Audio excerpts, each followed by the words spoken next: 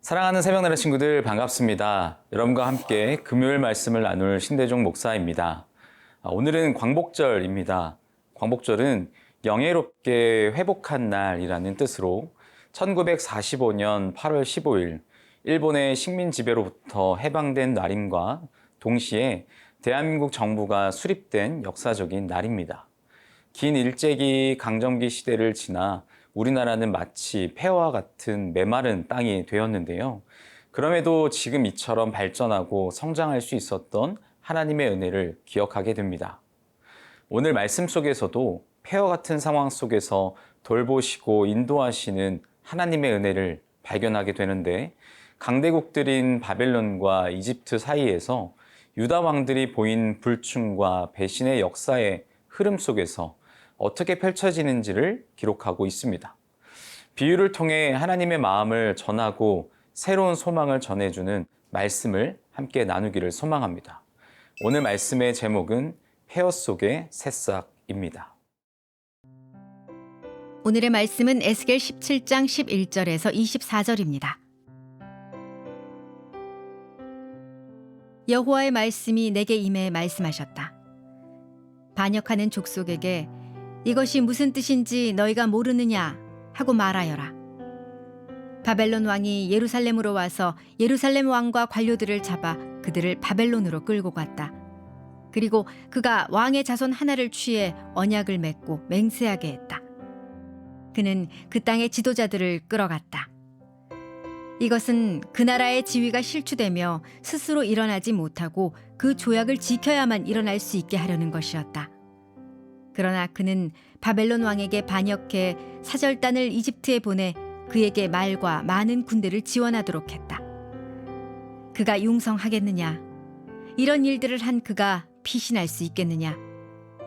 그가 그 조약을 깨고도 피신할 수 있겠느냐? 내 삶을 두고 맹세한다. 바벨론 왕이 그를 왕으로 삼았는데 그가 바벨론 왕의 맹세를 무시하고 바벨론 왕의 조약을 어겼으니 그는 자신을 왕으로 세운 그 왕이 사는 곳 바벨론 가운데서 왕과 함께 있다가 죽을 것이다. 주 여호와의 말이다.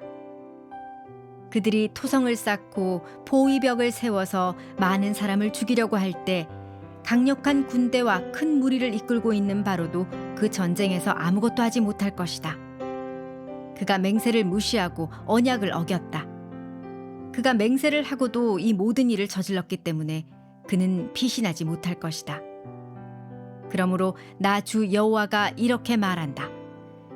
내 삶을 두고 맹세하는데 그가 무시한 내 맹세와 그가 어긴 내 언약을 내가 그의 머리에 갚을 것이다. 내가 내 그물을 그의 위에 펼칠 것이니 그가 내 덫에 걸릴 것이다. 내가 그를 바벨론으로 끌고 가 그가 내게 신실하지 못했던 일에 대해 그곳에서 그를 심판할 것이다. 그의 모든 군대에서 도망친 사람은 모두 칼에 쓰러질 것이고 살아남은 사람들은 사방으로 흩어질 것이다. 그러고 나면 나 여호와가 말했음을 너희가 알게 될 것이다. 나 주 여호와가 이렇게 말한다. 내 스스로 가장 높은 백향목 꼭대기에서 가지를 가져다 심을 것이다. 내가 그 꼭대기에 있는 가지들 가운데 연한 가지를 꺾어서 이를 높이 치솟은 산에 심을 것이다.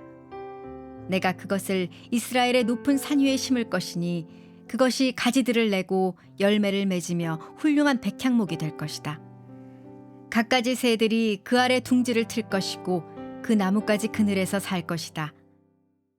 먼저 본문 11절부터 21절까지를 보면 하나님께서 에스겔에게 비유를 설명해 주십니다. 우리 함께 본문 11절과 12절 말씀을 보겠습니다. 여호와의 말씀이 내게 임해 말씀하셨다. 반역하는 족속에게 이것이 무슨 뜻인지 너희가 모르느냐 하고 말하여라. 바벨론 왕이 예루살렘으로 와서 예루살렘 왕과 관료들을 잡아 그들을 바벨론으로 끌고 갔다. 하나님께서 이 비유의 의미를 반역하는 족속에게 알리라고 에스겔에게 말씀하십니다. 바로 앞 본문이었던 1절에서 10절은 한 독수리가 큰 가지를 꺾고 옮기고 또 다른 씨를 심는 장면이 나오는데요.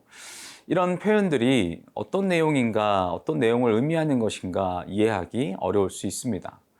바로 오늘 본문이 11절부터 하나님은 이 비유의 진짜 의미를 설명해 주십니다.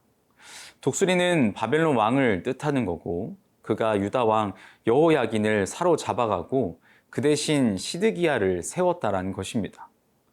시드기야는 바벨론과 언약을 맺고 왕이 되었지만 이후 이집트와 손을 잡으려고 반역을 시도했습니다. 그 결과는 어땠을까요? 완전한 실패, 완전한 멸망을 맞게 됩니다. 인간의 꾀와 힘을 의지해 하나님과의 언약을 저버리는 행위는 반드시 비참한 결과를 초래합니다. 왜냐하면 바벨론의 지배 아래 있는 시간은 바로 하나님이 허락하신 시간이기 때문입니다. 이 시드기야의 왕의 어리석은 선택은 언약의 중요성을 간과하고 눈앞의 위기만을 모면하려 할 때 어떤 파국을 맞이하는지 분명하게 보여줍니다.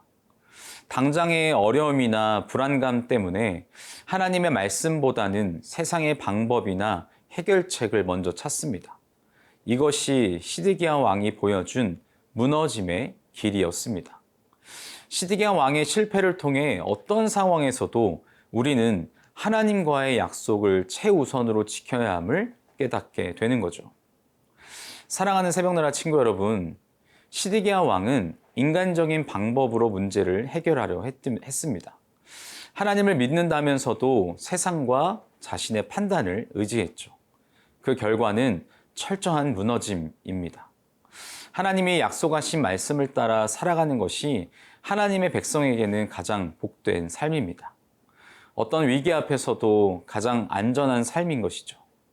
하나님의 말씀을 붙들 때 어떤 위기에서도 선명하게 일하시는 하나님을 바라보게 될 수 있습니다. 우리 새나 친구들도 신실하신 하나님만을 의지하는 신실한 하나님의 백성들이 되기를 축복합니다.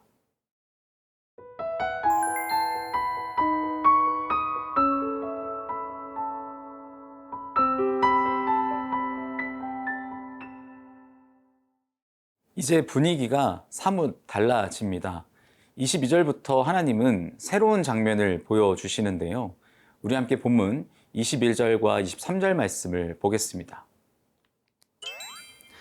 나 주 여호와가 이렇게 말한다.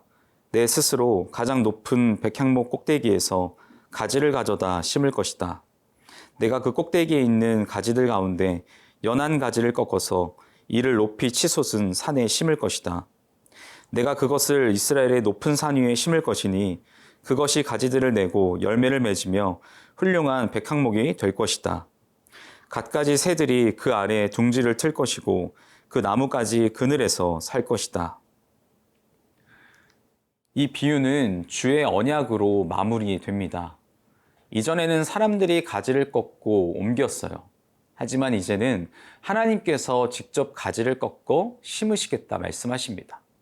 그리고 그 가지가 큰 나무가 되어 새들이 그 아래 깃들고 열매를 맺고 자라난다라고 말씀하십니다. 이 말씀은 단순히 유다 왕국의 회복만을 말하는 게 아닙니다. 장차 오실 메시아, 바로 예수 그리스도를 예표하는 말씀인데요. 인간의 반복적인 불순종과 실패와 절망 속에서도 하나님은 새로운 소망을 심으시는 분이십니다. 이사야 11장 1절에 이렇게 기록하는데요.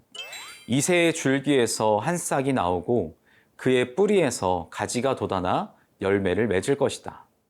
라고 예언하며 메시아를 통해 궁극적인 회복이 이루어지리라 예고했습니다. 우리의 연약함과 부족함에도 불구하고 하나님은 당신의 놀라운 계획을 이루어 가십니다. 인간의 방법으로는 다 실패했지만 하나님은 당신의 방식으로 구원의 길을 여십니다. 하나님은 무너진 땅 위에 새싹을 심으십니다. 바로 그 땅, 망한 것 같이 보이는 실패한 것 같은 그 자리에 예수님이라는 생명의 가지를 심으십니다. 사랑하는 새벽나라 친구 여러분, 인간적인 방법을 쫓아 헤매이는 인생이 아닌 온전히 하나님만을 따라 살아가는 삶이 되기를 소망합니다. 황폐한 땅과 같은 우리 마음에 하나님께서는 당신의 사랑으로 새싹을 심으십니다. 끊임없이 물을 주시고 햇빛을 주시고 자라나게 하십니다. 그게 바로 우리 안에 심으신 하나님의 은혜와 사랑인 것이죠. 열매 맺는 나무로 성장하게 될 그날을 소망하며 하나님의 백성으로서의 삶을 온전히 살아가는 우리 친구들이 되기를 축복합니다. 사랑의 하나님, 인간의 연약함으로 무너지고 쓰러질지라도 우리를 포기하지 않으시고 다시 일으켜 세워주시는 주님 의지하여 예수 그리스도 안에서 맺어진 새 언약을 따라 살아가는 하나님의 사람들 되게 하여 주옵소서. 감사합니다. 예수님의 이름으로 기도합니다. 아멘.